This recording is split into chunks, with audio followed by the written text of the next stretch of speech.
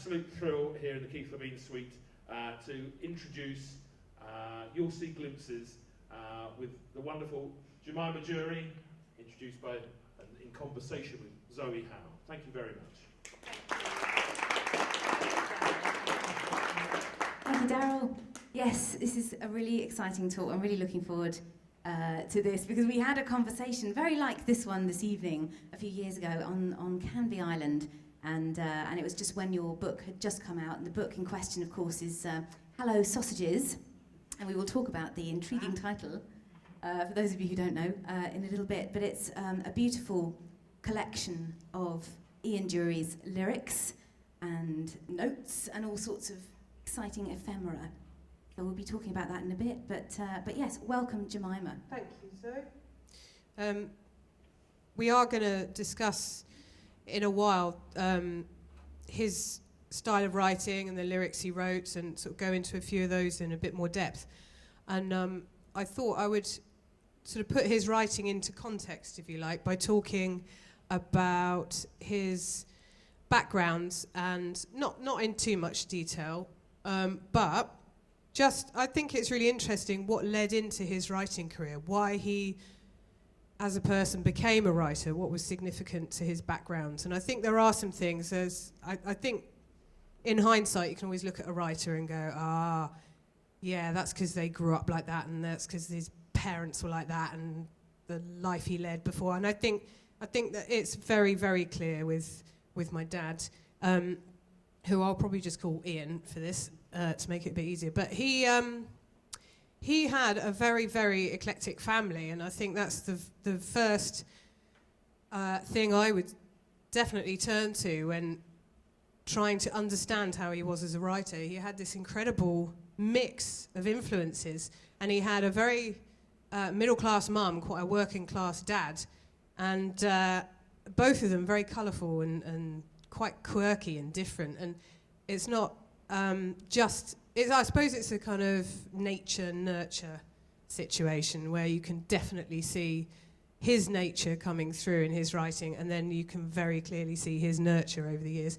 And it really stems back, for me, it stems back to this very large Donegal family who were dairy farmers, and the great grandchildren. There were 10 of them. There were 10 very well-educated children in the family, the Walker family in Donegal, and quite a few of them were journalists, actually, so there was a bit of a writing history there. And his grandfather was a doctor, and his grandfather married a lady called Mary Pollock, so it was John Walker and Mary Pollock, and they moved to Mevagissey in the 1890s. And Mary had a stint at the Royal College of Art. So she kind of brought the sort of art tangent into Dad's life, I suppose. And I've got some really beautiful paintings that she painted from that time. And John Walker was incredibly philanthropic. He was quite a socialist, and he became the doctor in Mevagissey, and he became the first man there to have a car, and was very good friends with the people on the Helligan estate outside Mevagissey. And I think there was a sort of bohemian element to their family and the extended family back in Ireland. And so my grandmother and her 2 sisters and her brother were born in Mevagissey, or whenever John Walker had gone off to do a little post somewhere else. I think my granny was actually born in Rochester. But there was a very colourful and very well-educated family life, and they all went to school in Mevagissey. So by the time my dad was born, he already had this huge wealth of culture and a lot of input as well, because he was an only child, of course. He had everyone's attention, and it was only my grandmother that actually had children out of those four and that generation. She was the only one. And there is a slightly worrying bit of family history. I really don't know if this is true or not, but supposedly there was a curse on the Walker women, and which I find quite hard to believe. But going back generations, the Walker women was a Protestant family in Donegal, and I'm not quite sure how far back it goes, but one of the Walker women ran off with a Catholic sort of farmhand or a gardener or something, and her dad cursed all the future Walker women. And it was slightly worrying because I am actually in that line of people. But my granny, thankfully, she broke with tradition and did away with the curse and had a child. So there's quite a colourful background there. And on his dad's side, working class family from Kent who settled in Southborough near Tunbridge Wells, and Peckham, some of the family. And that was the Drury side. His dad was absolutely fantastic. He was a very smart guy. He liked to wear suits. I think he was trying to sort of push for something a bit better and a bit more. His dad was a labourer, my great-granddad, and a caretaker in a school. But my granddad met my granny in 1937 in North London. And it was pre-war. They met and struck up a friendship. There was something about him she really fancied, something about, they were from very different backgrounds, but they very quickly connected. And later that year, they got married. So that seems quite quick to me from 1930s. But I think in the sort of tradition of Walker women, I don't know how much she was into this relationship for the long term. I think it was very much, it sounds a bit harsh, I think it was a bit of a means to an end. I think she really wanted to have a child. And I think Bill Drury, my granddad, really wanted to have a different life. And that's what brought them together. But pre-war, he had been working as a coach driver and got a job with London Transport, and he's very much the inspiration for the song My Old Man. That's what My Old Man is about. Whether he actually drove a number 18 bus from Euston, I don't know, but he was definitely the inspiration behind that, and he became a London Transport bus driver, and because it was a reserve occupation, he stayed in London during the war. She took in 2 children to help the parent, who was a bit hard up. They'd moved to Harrow, my granny and granddad. They'd got out of the centre of London where they met, and they'd moved to Harrow where there were lots of new builds. It was like a giant field back then, and there were a few new sort of housing establishments, and they got out to get away from too much hustle and bustle in the centre of London, and then I think they wanted to stay because they thought there would be less chance of it being bombed. So that's where my dad was born, and they were quite happy there for a while, but because war had broken out, my granny, who was called Peggy, she decided to get Dad out of London, and so she went down to the family house in Mevagissey and stayed with her mum and dad. And I think that at that point he started to become nurtured into the writer that he became. I think that was the very beginning of it, because she had the 2 children that she was looking after, and they were a bit older than Dad, and because she couldn't get them into the local school in Mevagissey, she started to teach them at home, and so Ian just used to join in with these little lessons, and he could pretty much read by the time he was 3, just simple words, 2-letter, 3-letter words, perhaps not some of the 4-letter words that he used later, but I think he was definitely quite precocious and able to pick things up very, very quickly. And there are collages and things in the family archives which are obviously being done all the time because they're all being educated at home. And I think he just shot ahead because he was there with the older kids. So I've got a little slide there. That's Bill and Peggy in Harrow. That's the house that he was born in, Ian was born in, and their dog Bella.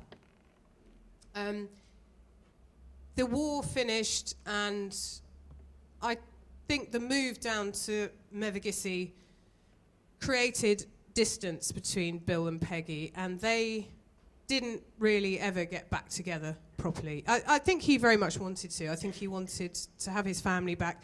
He had been in London that whole time, going down for visits, and as an attempt to make things more stable and to think of making a better life for them, he started to train as a professional driver for Rolls-Royce, and he got a job driving diplomats and sergeant majors and colonels all over the country, all over the world, Europe mostly. And so he encouraged them to come back to Harrow, but Peggy decided, actually no, she decided to move to Cranham in Essex, where one of her sisters had become a surgeon. She was Aunt Elizabeth.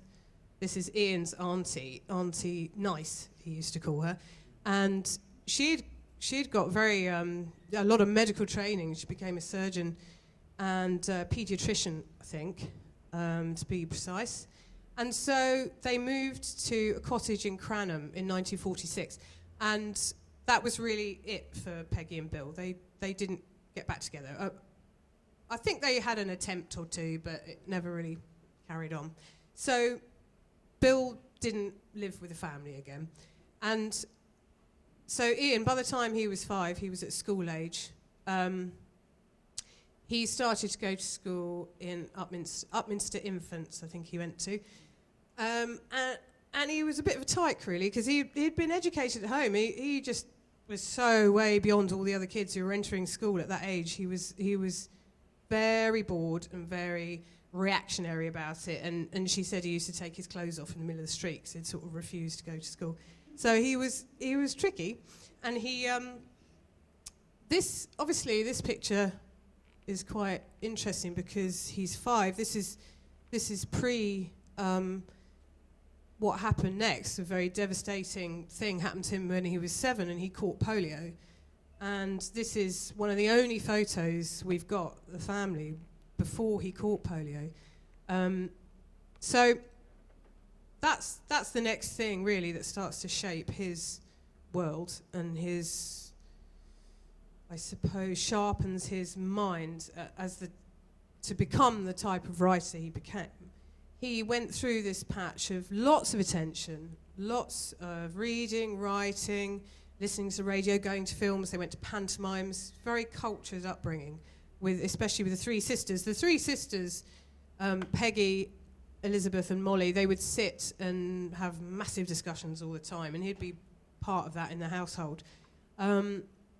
So the next thing that happens in 1949, he went with his friend Barry. They went for an August swim in Westcliff Swimming Baths, which is in Southend, and that's where it's believed that he caught polio when he was 7. And it took a little while to develop in his body. His mum, Peggy, was working that summer, so he was going to stay with his granny in Mevagissey, and he was taken down there by his Aunt Moll. And it was kind of as he arrived in Cornwall that he started to feel ill. He got the flu symptoms that would then become the paralysis and the high fevers. And when they realised how ill he was rushed into Truro Hospital and immediately placed in an isolation ward. He was put in an iron lung. He was encased in plaster. I mean, that was the treatment. The only way they knew how to stop the muscles twisting, which is what polio does, it was to encase them in plaster and stop that movement, the sort of twisting of arms and legs. So it was a very, very scary time. And his mum, who was still in East London, had to get a night train down when she got the call that he was very, very ill. She got this kind of quite famous night train, like a postal train or a milk train, right through the night, and managed to get there. But she couldn't go anywhere near him. She couldn't touch him. She couldn't get close to him because he was in isolation. And it was very stressful. He nearly died. After about 6 weeks, his body began to strengthen up a bit, enough that they knew he wasn't going to die, but he was left with quite a lot of paralysis, mostly down the left side of his body. And you can see that's Ian on the right there, and he's got a caliper. You can see the caliper on his leg, on his left leg. By the time he was allowed to go back home after a while. Truro Hospital said, right, fine, if you can go by ambulance back to East London. But he was transferred to another hospital, and he was there for 18 months. And I think that we can't really imagine, I can't, how hard it is to be separated from home, where you were so cosy and so supported with all that input, to suddenly be ripped out of that situation and in a hospital for that amount of time is quite, my brain can't quite go there, you know. It's a very traumatic thing. And there was later on in life that he exercised a lot of that frustration, a lot of that anger, I think, in writing, in music, in daily life. There was something about that time, I'm sure, that was, and it was post-traumatic stress, I'm sure, in a big way. So his auntie Molly, by this time, was an education officer for Buckinghamshire County Council. So she was very aware of the different schools there were, and she found this school, Chailey Heritage Craft School. She found it, and it's near Lewes. I don't know if anyone knows that area, but it's quite near where I live, in Hastings. And it was a boarding school, and it was for disabled children and for children with all sorts of disabilities, cerebral palsy. And it's a school for cerebral palsy specifically now, I think. So Ian went there for a few years in the 50s, from 1951 until 1954. And he had a very tough time there. The school was designed to strengthen children up, to try and help them go back out into the world with some sort of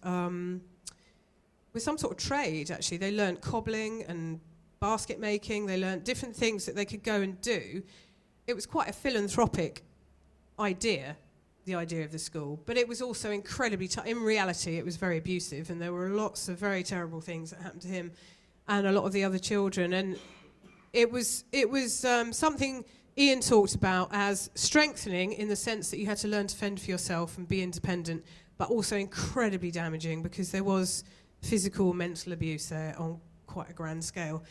And eventually, I think his family realised that was just not the place for him to be.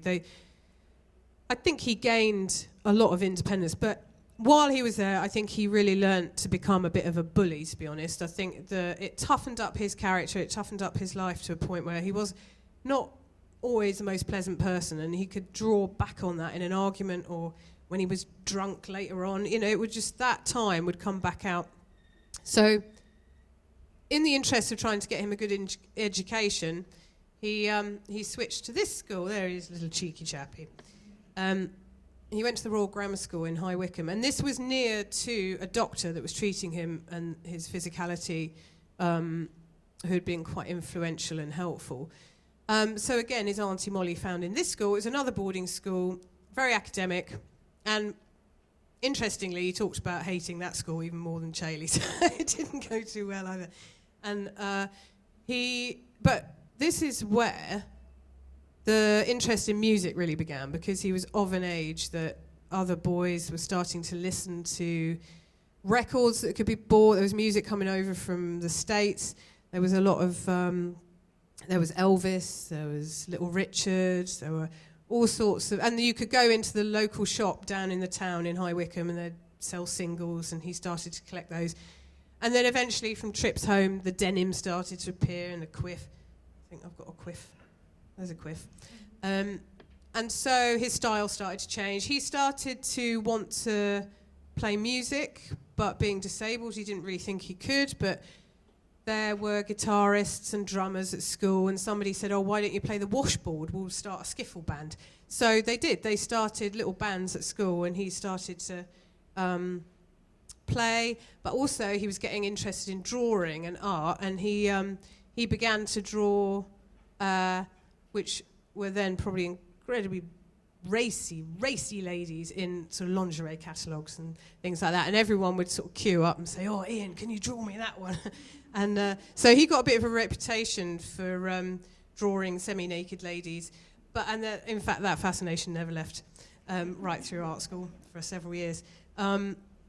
So he was interested in art, he was interested in music. By the time he left the grammar school, he said to his parents, oh, no, I don't want to be a lawyer or a doctor or anything like that. I want to go to art school.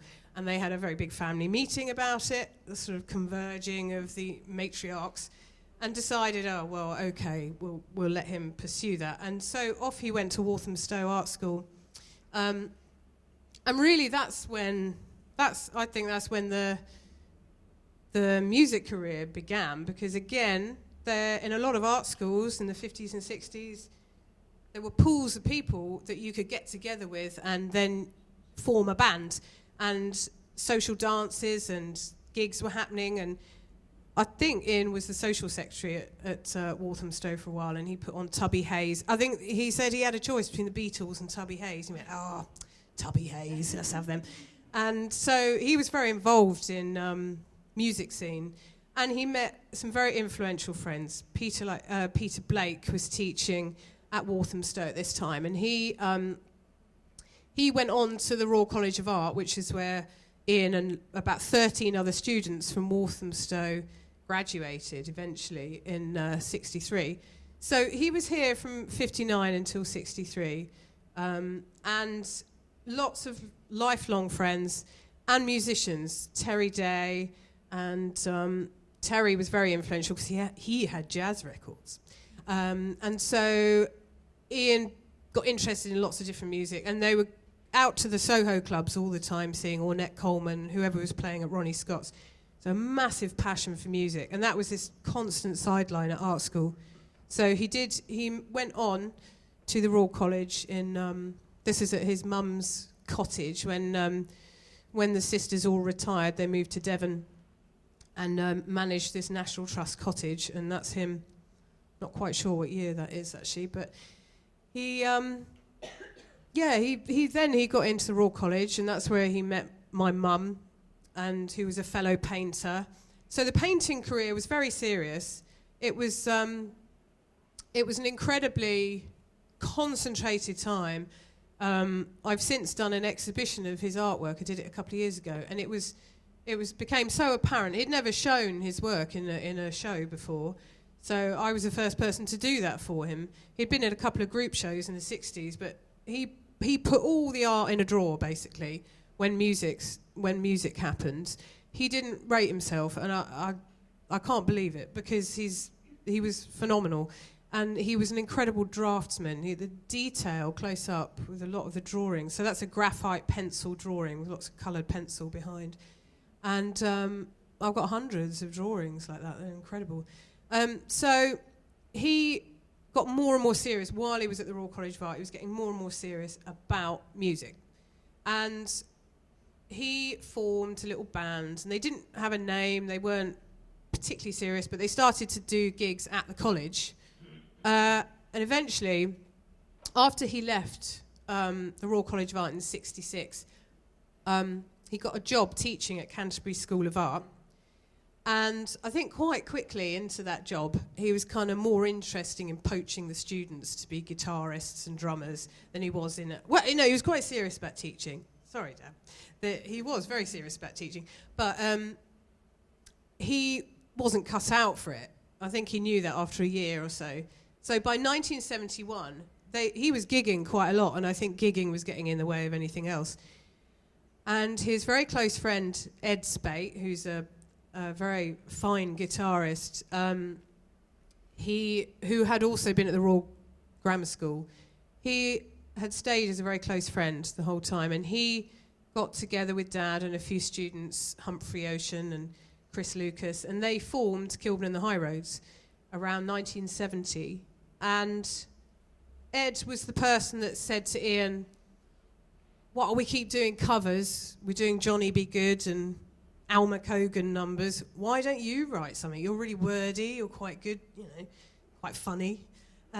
So he really encouraged Ian to write his first lyric, which was this. And I Made Mary Cry is perhaps, it's not exactly, crikey, I hope it's not biographical. That would be very worrying. But it's a very interesting start to lyric writing. It's very bloodthirsty, and very aggressive, sexually aggressive, and but also very interesting, very clever. And I think this probably, after he'd achieved that and they started to incorporate lyrics, that his own lyrics into their gigs, I think truly there was no turning back at that point. I think that is the moment. So I think you can see that all those different elements on the Drury side, on the Walker side, they sort of pool into this incredibly cultured backgrounds and very interesting influences going on leading up to this point. And I don't know if you want to come in now, Zoe, just to discuss what happens at the beginning of the writing career. It's interesting. So that was absolutely fascinating, by the way. But thinking about the kind of the sort of arts and crafts background that you refer to, and looking at the book, and you refer to how he rather liked being called a wordsmith. It's got a sort of working kind of quality to it. Do you think that he kind of was almost embarrassed by the kind of by being referred to as an artist? He wanted to be like a wordsmith, like a blacksmith. He was very shy about being an artist, and it was a journalist in an article called him a wordsmith, and he said to me a couple of times, "Oh, I really like that. I like that wordsmith. That sounds great." And so I kind of, when I was putting the lyric book together, I really thought of him as a wordsmith. I think he felt the craft of that somehow was more him. I think he said that he knew at a certain time in his painting career he was never going to be Rembrandt. And he just felt, I'm around so many good painters, I'm never going to be that. And he sold himself short there to some extent. But I think his heart just wasn't in it. I think even though he was very accomplished, he kind of knew that wasn't his thing. Was there any feeling that, because obviously Betty was an amazing artist, was there any feeling that, oh, she's the artist, I'm going to do this? He definitely deferred to her, I think, and felt, our friend Humphrey says, I think he knew that Betty was the more beguiling of the artists. And I think that's such a lovely way to describe it. It's like he knew she was more beguiling. But I think he saw his limits as a painter as opposed to anything else. And when he hit on writing, which really he'd always done, I suppose, and was very good at verbal, as you call it, I think he knew that was his thing. And then the combination of music and that, it was like, oh, right, this is it. This is fantastic. And then being able to take that onto a stage and perform the way he did, I suppose, as going back to the kind of working out of frustrations, that must have been a very important thing for him. Yeah, I'll jump forward in a minute to probably the most biographical lyric there is, but it was written a bit later on, so we'll come to that. But I have many, many, many pieces of paper like this, and a lot of these manuscripts end up in the lyric books. I thought they were so fascinating. They're like forensic samples. Pam's Moods is really interesting. That is about somebody some of us know. And I know Wilco was very taken with this because Ian uses the word, I don't know if you can see it in there, he uses the word contumely. Nobody knows what that means. Who would put contumely into a pop lyric? It's 1, 2, 4th line down, derision and contumely. And it means sort of anger and frustration, I think. But making wormwood of my soul, that is incredibly beautifully poetic. And he pushed the genre of lyric writing completely very early on. And this, the lyric before, I Made Mary Cry and Pam's Moods, these are Kilburn and the High Road songs. It's first band, and this is really the first adventure into lyric writing. And some of the most beautiful lyrics were written at that time. There's a sort of crossover point as the Kilburns got a reputation on the pub rock scene. They kind of started to get more and more airplay. They did a bit of TV, and eventually came.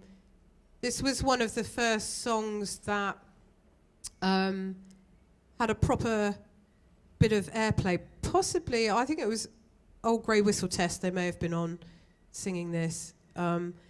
It's one of the first name check songs, and it's a very interesting. It's brilliant. It's everything that was kind of held and cherished about British life at the time.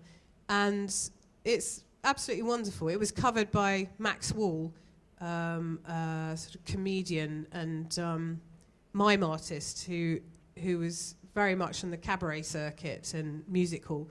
And it's such an exploration in the world around you. I think I love that song for that reason. It's I don't know if people want some of these lyrics read out, but it's... I think we should hear, if you would be Should we read this so one? good to recite it. One moment. There's a real kind of music hall element to it as well, of course, and I think Little Titch is referred to in this. That's one of the things I love about Little Ian's Titch lyrics. is in there. So, England's glory. There are jewels in the crown of England's glory, and every jewel shines 1,000 ways. Frankie Howard and Noel Coward and Garden Gnomes, Frankie Vaughan, Kenneth Horne and Sherlock Holmes, Monty, Biggles and Old King Cole, In the Pink or On the Dole, Oliver Twist and Long John Silver, Captain Cook and Nellie Dean, Enid Blyton, Gilbert Harding, Malcolm Sargent, Graham Greene.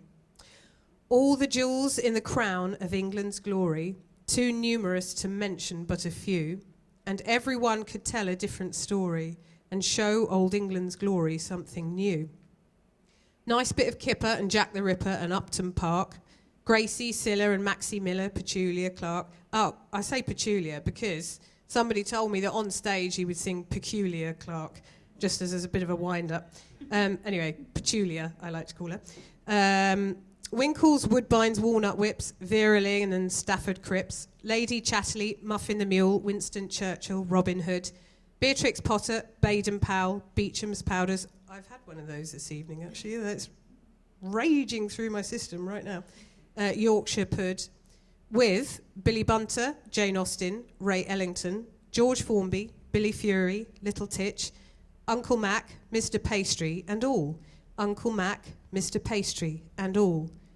All the jewels in the crown of England's glory, and that does go on and on and on and on. Somerset Maugham, Top of the Form, and the Boys' Brigade. Mortimer Wheeler, Christine Keeler, and the Board of Trade. Henry Cooper, Wakey Wakey, England's Labour. Standard Vanguards, Spotted Dick, England's Workers. And there were lots of lovely backups going through that. England's glory, England's glory. And it's a very colourful... Well, it was done very music hall style, yeah. That is quite important, isn't it? That was quite an influence. Max Miller and people doing very fast, witty stand-up. So, yes, so we'll kind of move on. The Kilburn, that's sort of towards the end of the Kilburn's days. One of the things I think I just wanted to mention about the Kilburns as well is that, to think about the context they were in time-wise, that pub rock scene, it's a broad church pub rock, isn't it? It's not just one kind of type of music, but it almost seemed, I don't know what you think, but it almost seemed, looking at some of the bands that were part of that scene, it was almost like it was the perfect kind of catch-all place for sort of the misfits and the outsiders and these kind of strange bands that were really doing their own thing and not really caring about what anyone else thought. They were just doing what they wanted. And obviously the Kilburns being a brilliant example of that, and Dr. Feelgood and all those guys. The Kilburns did look quite extraordinary. There was David Rahoman was a black drummer who had crutches. He couldn't walk without his crutches. Another disabled man in a band. To have two disabled men in one band was quite extraordinary. By this point, Davy Payne, the saxophone player, was in the band, and he would wear dark shades and jackets covered in colours and badges and scarves, but he would just stand stock still and not move at all, play, and then just really sinister. And then there was, at times, the lineup changed an awful lot, but this is kind of my dream lineup where I sort of just composite everyone together that is interesting.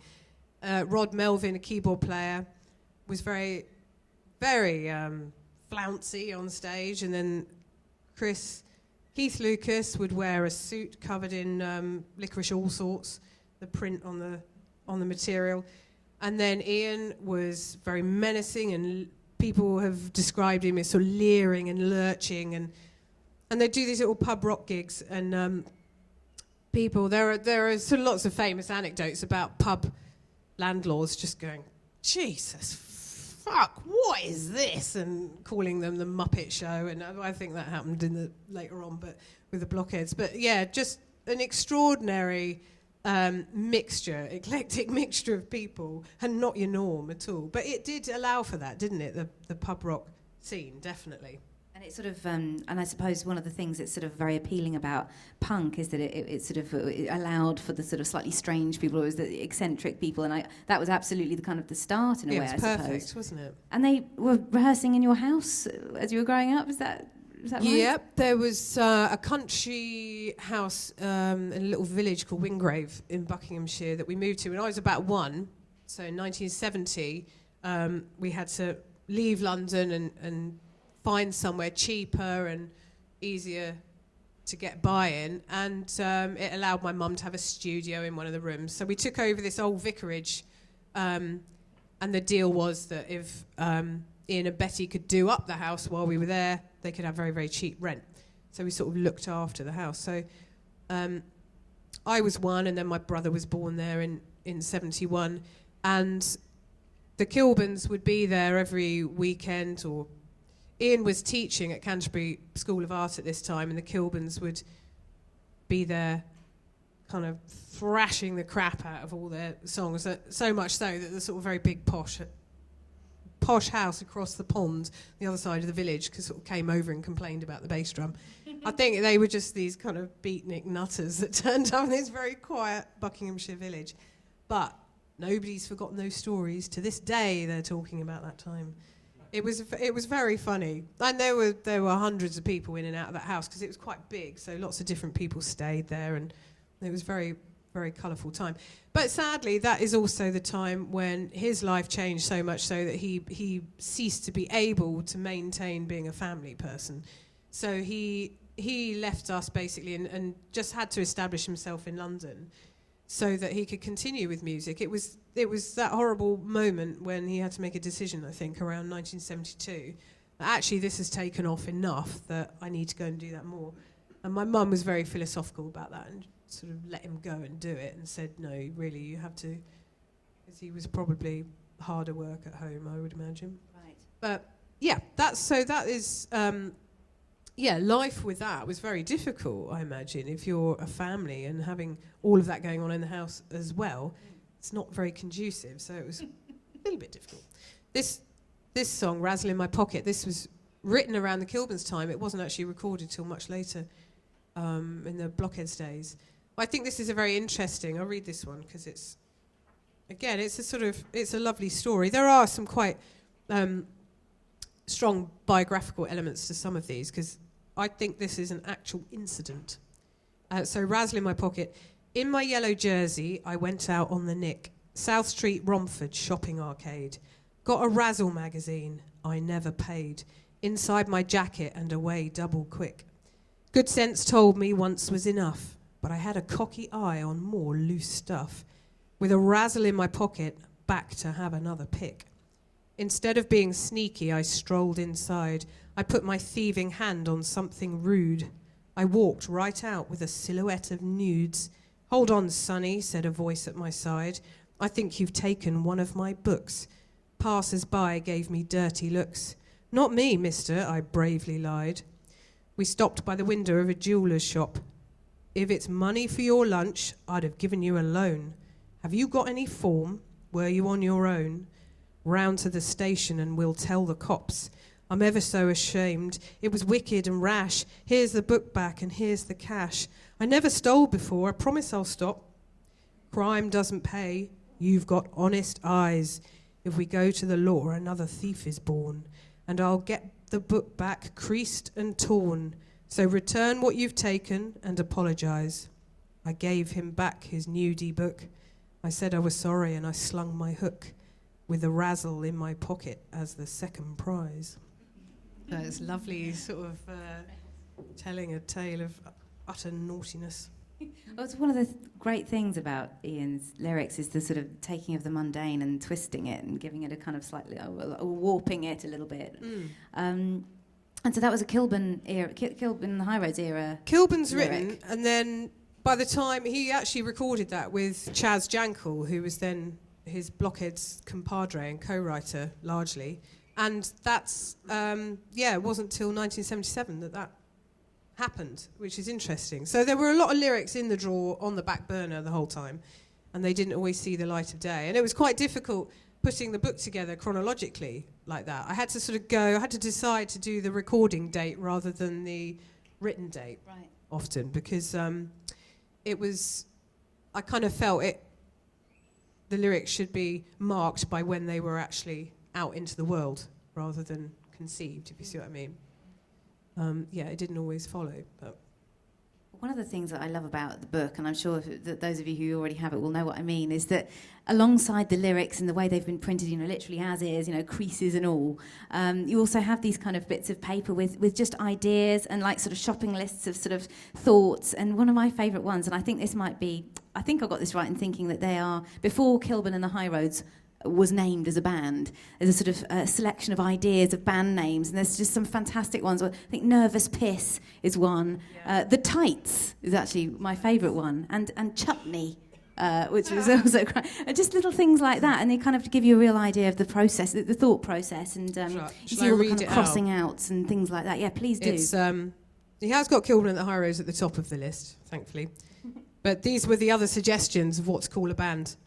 The Talents, the Repressions, Nervous Piss, the Sods, Chuckney, England's Glory, the Baskets, the Tights, the Miners, Despair, sounds like a prog rock band, the Chums, Drama, Pony and Trap, which is rhyming slang for crap, Cuthbert and the Cunts, that would have been nice, or the Queers, Blighty, the Hobsons, Jury's Dance Band.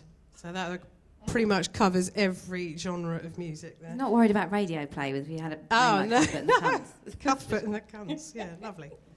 When you're talking about pieces of paper, and this is possibly the best piece of paper I've ever seen, not only because of its history and its renown and what it became, his band's greatest ever hit, but it's what's on that piece of paper, the life and the history that's gone into that lyric. And it's a little bit difficult to make out from the slide, but there are crossings out there, and underneath the last line of the first or the second verse, the line actually originally was kiss me slow and, I don't know, oh yeah, no, he's gone back to what he originally wrote, and then he's written in hit me slowly, hit me quick, kiss me slow and hit me quick. There are lots of little different versions of different lines. 1, 2, 3, 4, arithmetic never made it into the song. That's in one of the later verses, and instead of it's nice to be a lunatic, it was dancing like a lunatic. And there's so much. I love the coffee stains and the notes and the lyrics that have been changed, the annotation.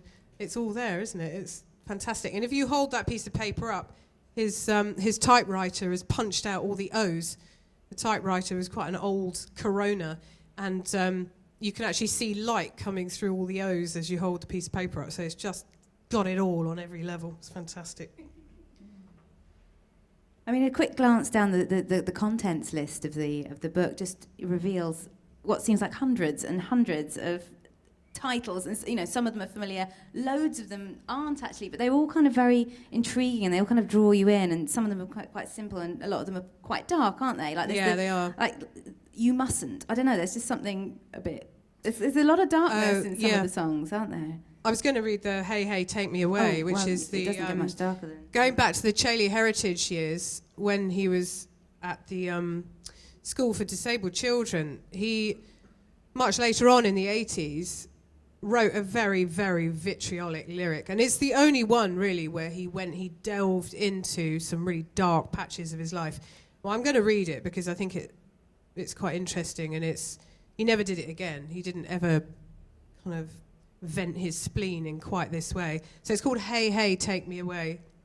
It was on an album, ironically, 1981 album called Laughter, and he did name the album Laughter because nothing on it made you laugh at all. So, hey, hey, take me away. What's all this spunk on the duckboards? Come on, Lawrence. Come on, Lawrence.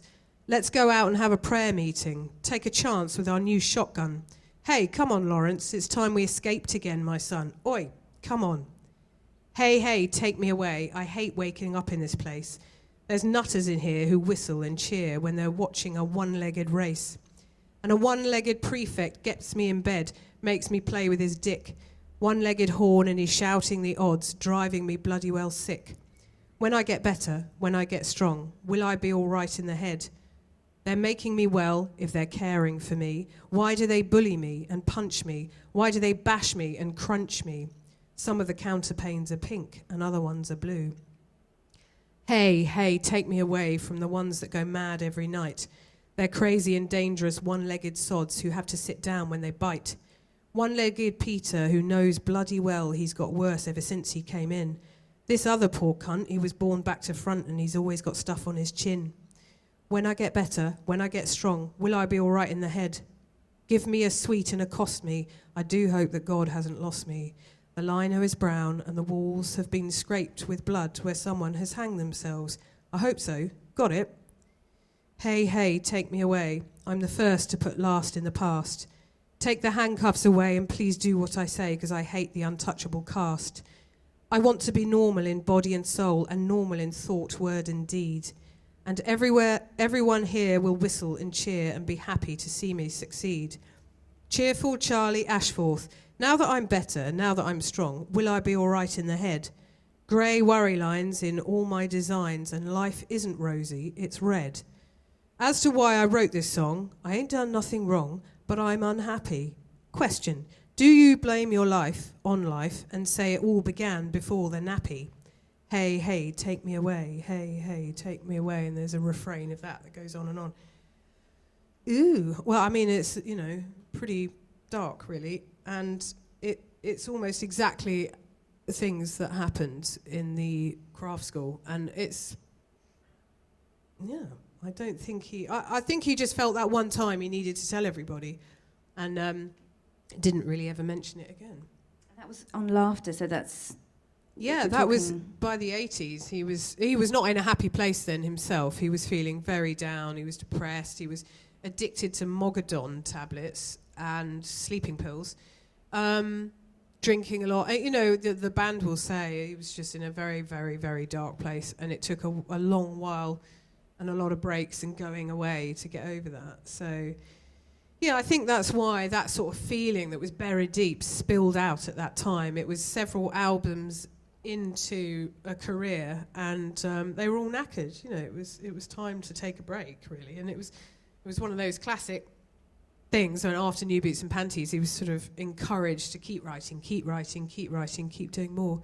But there's a limit to that, isn't there? And your energy's gone, your ideas, your inspiration has gone, and then you should stop and rest. But they didn't do that then. They just carried on. You can see, and the frustration will come out in the lyrics and in the show, and yeah, it's expressed. Exactly. It has to be, doesn't it? Yeah. But one of the things I think that's interesting about one of the many things I think that's interesting about this the book that you've so lovingly collated and put together, it's just fantastic, is that his creativity and his productivity doesn't seem to sort of slow down. There's stuff right up to the end. There's so many lyrics.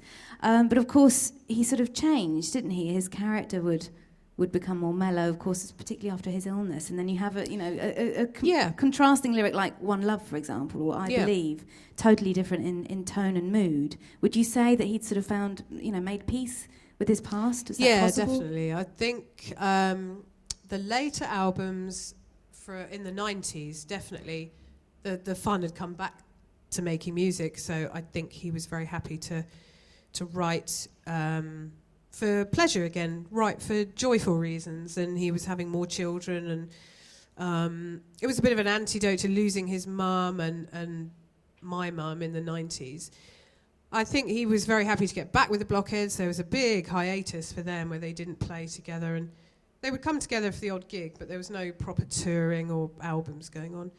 And I think, they just he found the love for it again. later on. And there was also a bit of a shadow over his life because he had got ill. By 96, he'd been diagnosed with cancer. So there was this shadow that meant it's now or never. There was that feeling about writing later on, I think. And he just got on with it.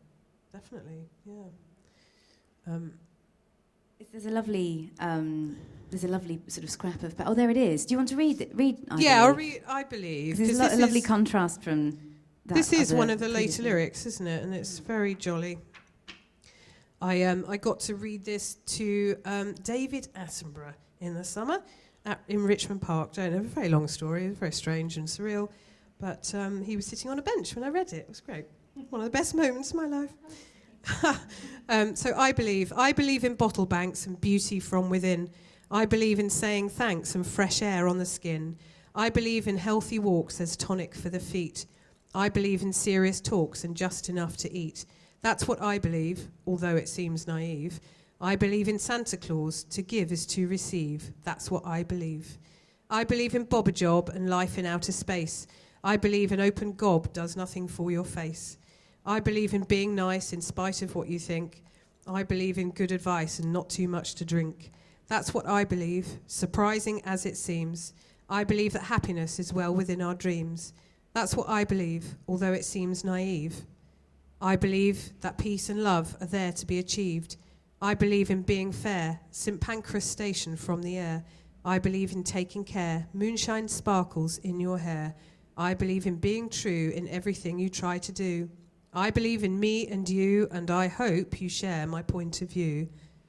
I believe in being kind, especially when it's hard. I believe an open mind can show a fine regard. I believe that manners make a person good to know. I believe in birthday cake and going with the flow. That's what I believe, as strange as it may be. I believe this attitude is good enough for me. That's what I believe, although it seems naive. I believe it simplifies the tangled web we weave. That's what I believe. Yeah, it's a bit different, isn't it, It's from the last really one? moving. I don't know about the rest of you. I'm quite moved by that. I love that it's song beautiful. as well. Is that from 10 More Turnips from the Tip? Yeah, I think so. I can't remember if it's that. My or- husband on drums. I just thought I'd throw that in. Yes, my husband did in Howe in the Blockheads for about 13 years. It was a very proud moment. I think Ian was quite nice to him as well. I think there was a bit of a legacy Dylan of, got off lightly. of drummers not being treated too well, but no, it was all right. I think It was a happy it relationship. was. Yes, he has very happy memories of him. And this, I've got to mention it. There's this lovely bit of paper in the book that's obviously in Ian's handwriting. It says lyrical scraps. Looking for a home one day. Yeah. And I just think that's so sweet, and especially given what you've done. You've given it a home, you found that, and it's just... And I love the connection with the fact that when you were little, you would sort his records out and tidy his desk and do all these sorts of things. You're kind of doing the same thing now with this book and Sort of putting everything together. Curating his life, even as a child. I also found this, I thought was quite interesting. This is life on the road, folks. And this was a note to me and Baxter in the Dorchester Hotel, don't you know? And he'd just come back from the 1978 tour in America and was just basically asleep most of the time because it was so knackering. And we used to have these fold-out beds and go and sleep on the floor of his hotel room. He'd just holed up there for about, I don't know how long, maybe a month or so, and just lived there. So Mum would drop us off for the weekend and we'd sleep. And he'd had this huge trunk where he brought back tons and tons of stuff from America, like really useful things that we really wanted, like American Indian tomahawks and lots of chewing gum. Anyway, we got left that note one morning. I don't think he got up till about 2 PM, but yeah, that's pop star kids for you. That's living it. There was an amazing amount of stuff he kept, actually, and it was extraordinary what I found in terms of recording one's own life. He just stuffed into plastic bags, kept that. I thought it was very interesting. So I didn't keep that. I don't even remember getting that. He kept that. So he was sort of archiving as he went along, and it was when everyone did write everything down. It was pre-computers, so he kept records right back to early Kilburns of bookings in different venues, and it was incredible, the amount of paperwork and receipts, and I've still got them, and I don't know what you're supposed to do with them now, but it's lovely, and because you can put a book together, you can very easily put a book together from somebody's life if they've recorded it so intricately like that, and I'm glad he did, because obviously we have the results of that now, and that's his doing, I think, all those manuscripts. Did he know he was doing it? Do you think he was keeping them with a view to doing something with them one day, or do you think he just wasn't throwing stuff away? Because when I was doing the Wilco book, it was a very similar. He had an archive of stuff just because he'd never thrown anything away, and it was absolutely fantastic. It was just like, I don't know what's in that box. You go through it, and I was finding stuff he hadn't seen for 40 years. But I don't think he'd really thought, I'm going to do something with this one day. But do you think with your dad, he maybe thought, perhaps I'll put together an autobiography and include these things? And he did talk about writing an autobiography, but he was too worried about his surviving relatives and what they would think, I think, because he would, if he did a true biog, he'd have to put all the nasty bits in, and he didn't want to upset anybody, so he never got around to it. So no, I don't think he knew he was going to do something with it, actually. But I think he might have felt it was important to keep it, because some of the paperwork is old contracts and booking forms, like I said, and notes to people, old diaries. I just think it was the done thing to keep all your paperwork then.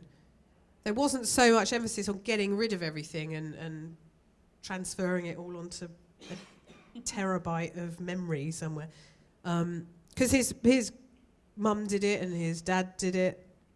I've got all their stuff too. It's great. have you have a big loft? Yeah, I've got a blinking storage unit. Yeah.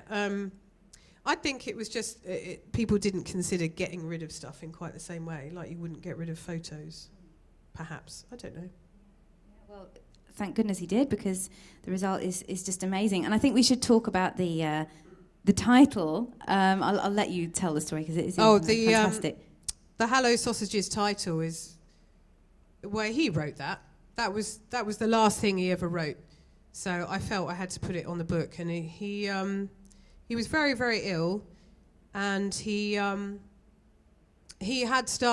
become bedridden, and we got him a laptop, just like this one I've got here, with a sort of mouse pad on the touchpad on the front. It was utter nightmare trying to help him use it, because he'd never used a computer before in his life, and suddenly just to go straight to a laptop and try to negotiate this. So I had a couple of weeks of sitting with him going, this is a document. That means a piece of paper, Dad. That's the same thing. And you can save it somewhere. You save it in a folder. This is the desktop. And it was just all like teaching a 3-year-old. It was funny. So we got him a 1-page up, and the only thing he ever did on the computer was type "Hello Sausages" onto that one document. And Sophie, my stepmom, she sort of very politely just sort of saved it for later. put the laptop away. He was just like so over it after about 2 weeks.